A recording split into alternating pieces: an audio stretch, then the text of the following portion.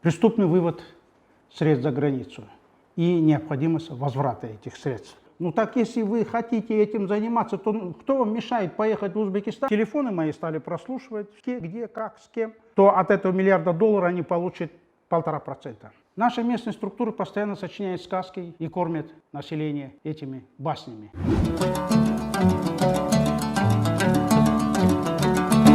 Здравствуйте. Сегодняшняя наша тема имеет отношение к такому сложному и очень важному для нашей страны вопросу, как финансы. Имеется в виду финансы и возврат этих финансов. Ну вот финансы государства, например, переправляет за границу какую-то часть суммы денег по заказу чего-то, и это нормально, это законный путь.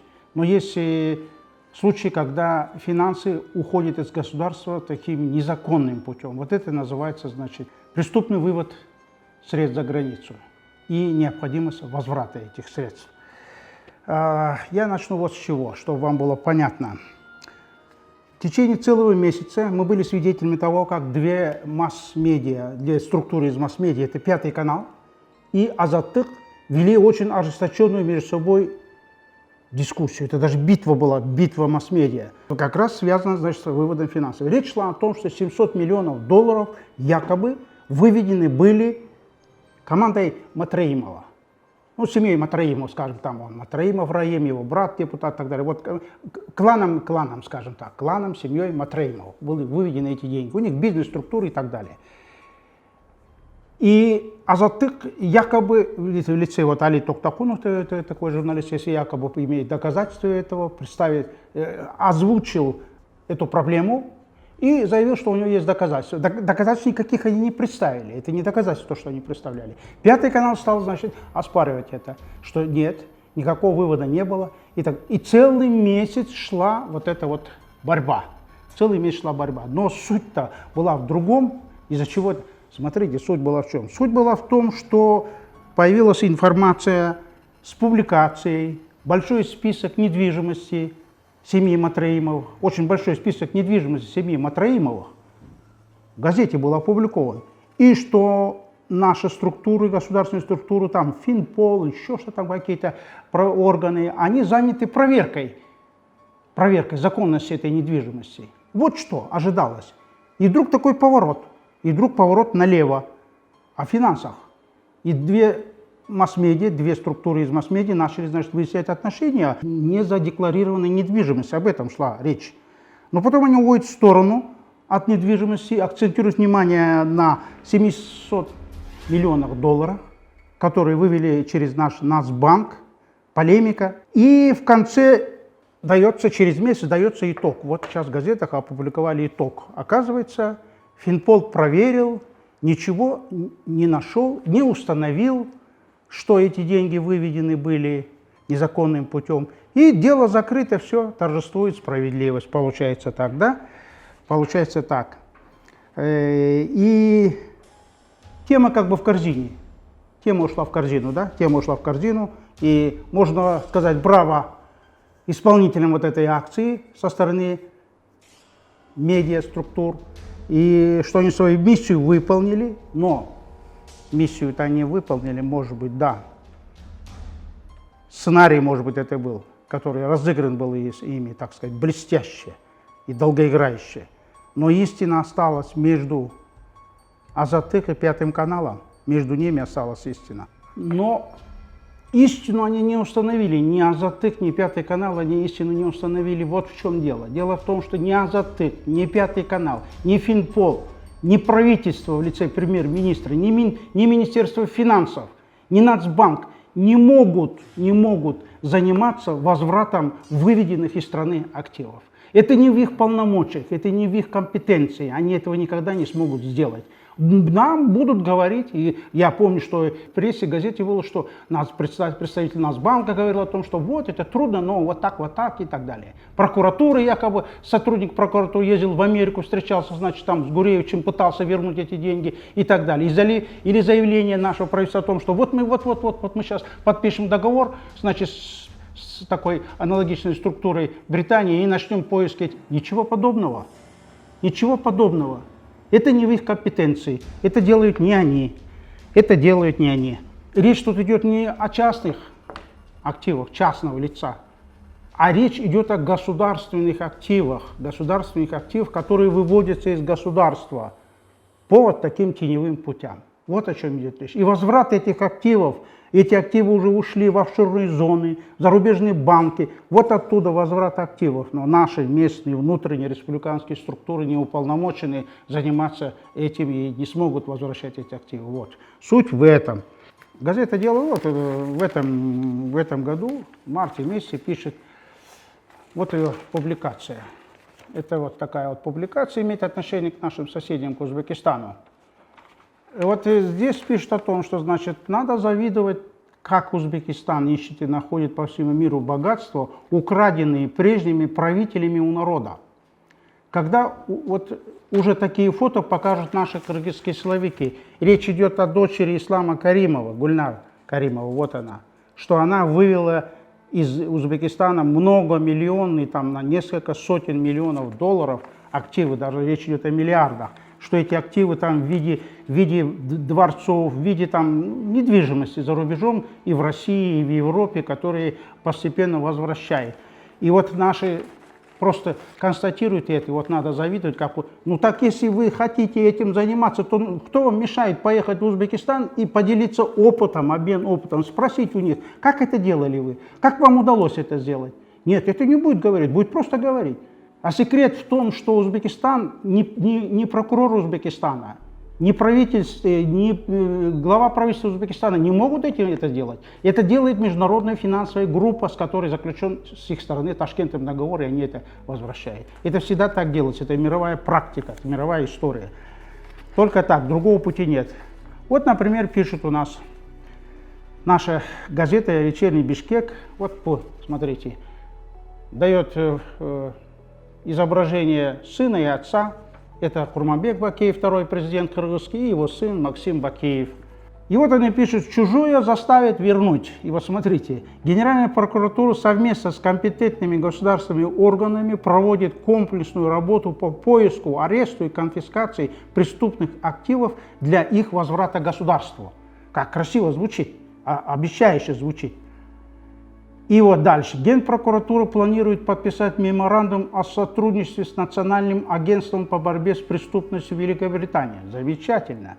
И достигнут прогресс якобы вот в этом деле. Меморандум не подписан еще. Но они думают, что подпишут. И они думают, что это Национальное агентство поможет им вернуть деньги. Ничего подобного. Потому что это Национальное агентство Великобритании не уполномочено заниматься этими вопросами. Генпрокуратура наша возврат активов не обеспечит. Она не имеет полномочий искать их в офшорных зонах и зарубежных банках. Вот швейцарские банки, другие банки. Их туда просто не впустят. Не впустят. И меморандум ничего не даст. Этим вопросом возврата финансовых активов, выведенных незаконным путем из страны, занимается международная финансовая группа, существует. Для этого она и создана была. Для этого она имеет полномочия, для этого она имеет юридические структуры, финансовые структуры, которые умеют, могут и им открывают все эти источники. Но для этого нужно от государства, для которого они ищут эти деньги, из территории которого это было выведено, это государство в лице правителя должно заключить с ними договор.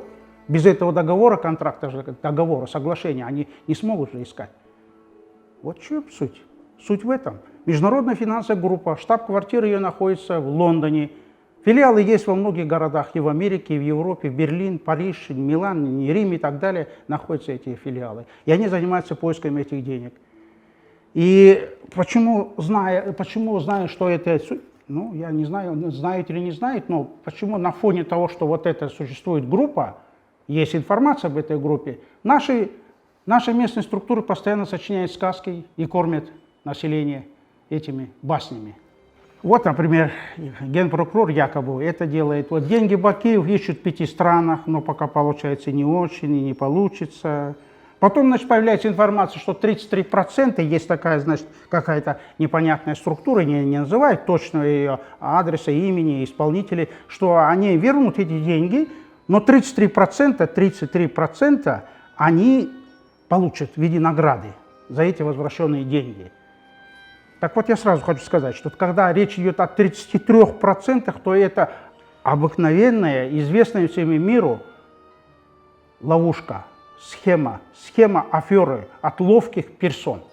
Потому что финансовая группа, о которой я веду речь, о которой знает мир, цивилизованный мир, она никогда такие проценты не устанавливает.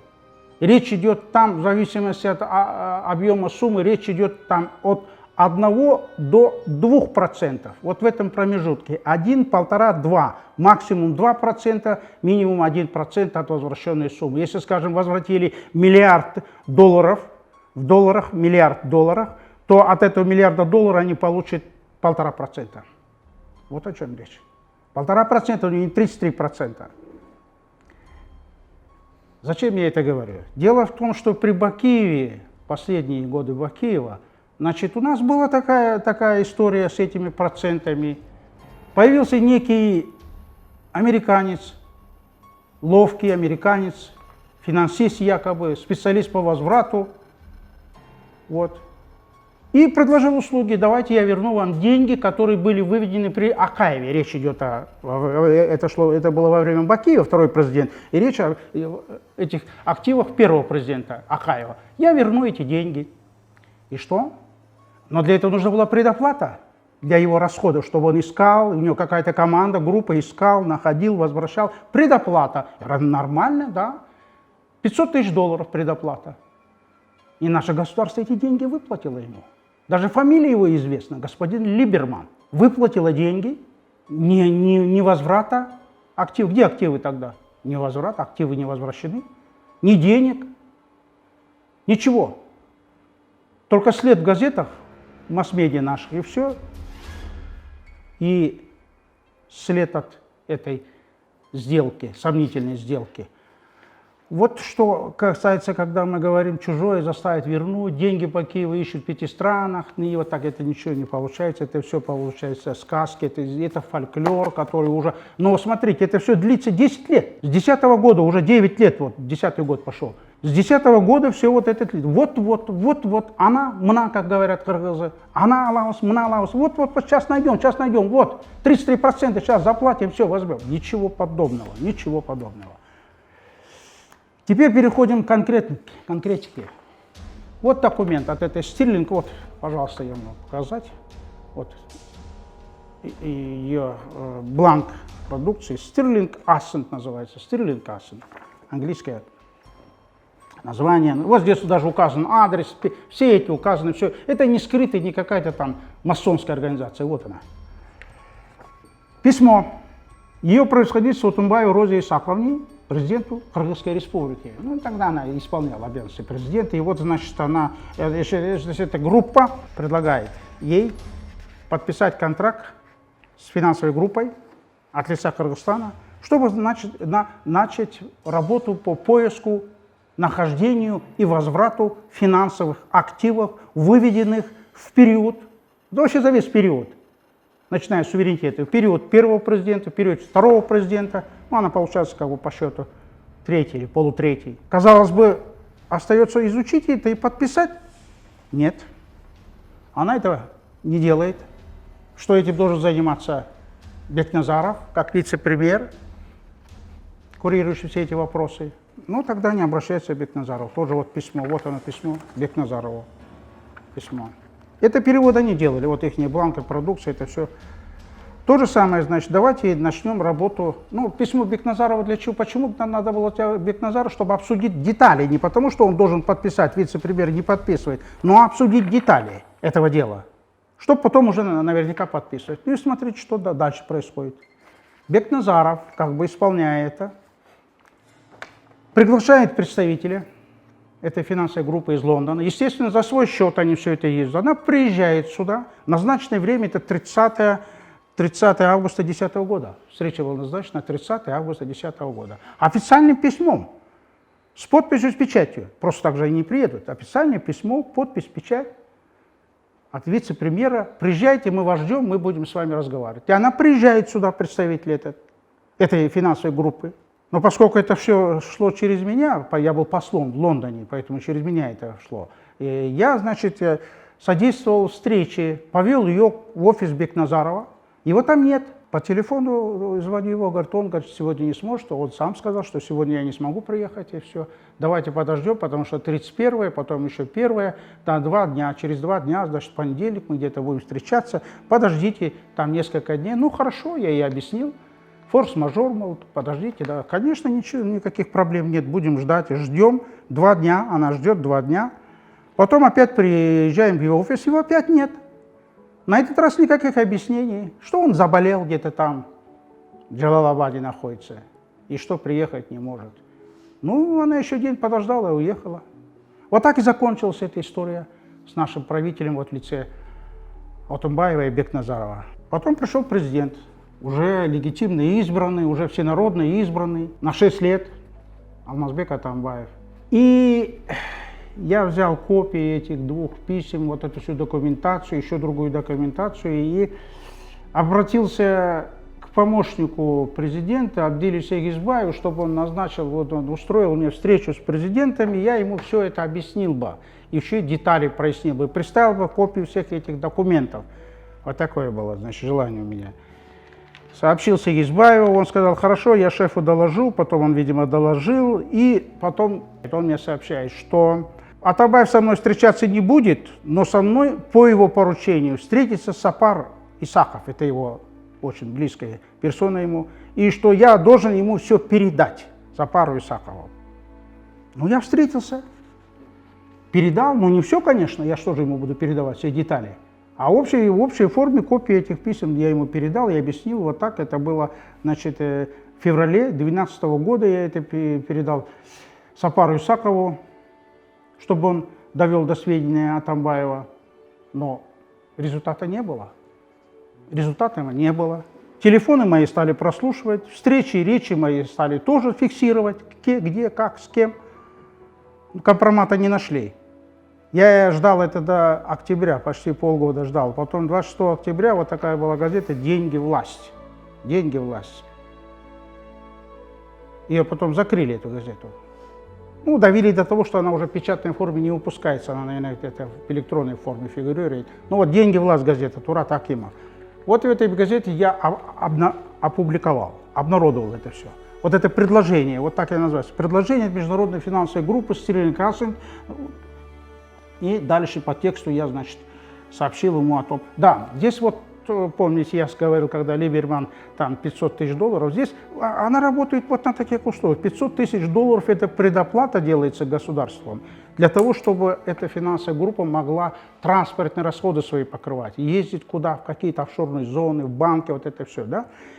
Я объяснил им, что наше государство, и вот за этих $500 предоплаты, оно не сможет это. Так они пошли навстречу. В этих письмах суть-то вот в чем. В этих письмах везде отмечено конкретно от этой фирмы, учитывая, значит, ваше состояние нынешнее и так далее. Мы идем вам навстречу. Мы вот этот риск берем на себя. То есть $500 тысяч нашему государству платить предоплату этой фирме не надо было. И они объясняют, что если в случае, но это исключается, конечно, исключается. Если в случае мы не сможем вернуть вам денег, то вот эти $500 тысяч, которые мы потратим на поиски, они останутся на наш счет. То есть это наши расходы будут, наш убыток. Но мы вернем вам деньги эти. И когда мы вернем деньги, вот эти $500 тысяч вы покроете с той суммы, из возвращенной суммы, и плюс гонорар в виде 1,5%. Вот и все. Сумма. Это вы просто посчитайте, возьмите миллиард и возьмите 1,5% от миллиарда, и поймете, что значит, где интересы, где не интересы. И вот даже несмотря на то, что они идут вот на предоплату, в смысле без предоплаты работать и так далее, они не идут, они наши не пошли. Атамбаев на это не отреагировал. Я написал вот это письмо, обратился в прессу, никакой реакции, не все. Да это, как будто не слышали это все, как будто не слышали. Вот было подготовлено, с их стороны было подготовлено, вот смотрите, подготовлено для правительства Кыргызстана. В 2010 году, в апреле, вот смотрите, документ. Здесь написано «Наш опыт по отслеживанию и изъятию международных активов». Вот здесь все это изложено, где находятся фирмы, как, что и как и так далее. Это возврат выведенных из разных стран которые с ними заключают, выведенных активов, финансовых активов в богатство этих стран. Выведенных государственными структурами, работающих в той стране, ну, воровство, получается, казнократство, вывели и так далее. Какие-то, может, телефонные станции это были, какие-то бизнес-структуры и так далее. И, внимание, вот здесь вот внимание, послушайте внимательно. Это касалось возврата активов, мы же говорим это о персонах первого, второго президента. Вот здесь опыт, который они делали, касалось возврата активов таких известных персон, тут даже комментарий не нужно. Слободан Милошевич, Югославия. Вот когда он правил своей страной, Сербией, и вот в этот период его правления были выведены активы, финансовые активы из страны. Вот это они возвращали, вот это они возвратили стране. Мы могли бы пополнить эту страну, Кыргызстан стал бы страной, которую международная финансовая группа после подписания контракта в течение года, это делается, год-полтора, возвратила такую-то сумму финансовых активов, выведенных из Кыргызской республики. Мы могли пополнить список этих стран, войти в этот список и так далее. Но нет, мы не хотим этого делать, не хотим этого делать. Вот сейчас уже четвертый президент. Копии этих бумаг я передал руководителю аппарата президента Сооронбая Джеймбекова, Досалы Эсеналиеву. Но передал уже несколько месяцев назад, нет никаких этих. Это означает то, что и четвертый президент тоже не хочет этим заниматься. Тогда зачем это писать о том, что Генпрокуратуру там это ищет, это пустую же это все. Речь там идет, скажем, вот они расписывали там якобы 4 миллиона, которые Америка возвращает. Этот Гуреевич вел речь о каких-то 40 миллионах, которые, значит, это в Америке, он сидит в тюрьме, 40 миллионов. Речь идет не о 40 миллионах и не о 400 миллионах, а гораздо большей сумме. По прогнозам этой финансовой группы это порядка нескольких миллиардов долларов. Несколько миллиардов долларов. То есть долг наш, внешний долг государства, может быть покрыт по факту возврата этих денег. Финансовая группа готова. Наши правители не готовы. Она готова помочь нам. Но наши президенты не готовы, значит, нам остается ждать такого президента, который будет готов к этому. Вот так? Или что нам делать? Ну, во всяком случае, от четвертого президента пока ответа нет. Если его это интересует, я вот обращаюсь к уважаемый господин президент Сооронбай Шарипович. Вот смотрите эти документы, я вам могу все это показать, представить, детали разъяснить, контакты этой группы. Я лично знаком с представителями этой группы, в Лондоне нахожусь. Я там, когда 4 года работал, я знал и познакомился с ними, этим занимался. Я занимался делами в интересах государства, не частными своими делами. Пожалуйста, я готов тут оказать содействие для встречи, для объяснения, если нужна еще какая-то дополнительная информация, еще пожалуйста. Если нужно, значит, их приезд просто для ознакомления, для предварительного разговора, пожалуйста. Но я не понимаю, что здесь останавливает. Хотя следующие люди, наверное, здесь понимают, в чем суть дела. А суть дела в том, что у нас был такой в истории, был Казахгейт, когда также с такой же группой начали работать там, и в итоге получилось фиаско, которое привело вот к этому понятию казах. Но это касается казахов, это касается соседей нашей дружеской страны, не будем в это углубляться, это не надо. Если детали нужны по этим вопросам и по Казахгейту, я представлю президенту. Я занимался этим вопросом, я имею здесь информацию. И тогда давайте решим, будем подписывать контракт с финансовой группой и возвращать активы наши по-настоящему. И не завидовать потом Узбекистану, что они якобы вернулись. Может, потом Узбекистан нам будет завидовать. Будем это делать? Я готов. Ради государства, ради интересов нашей страны поработать вот в этом направлении. Вот мое обращение нашему президенту. Все, спасибо, до встречи.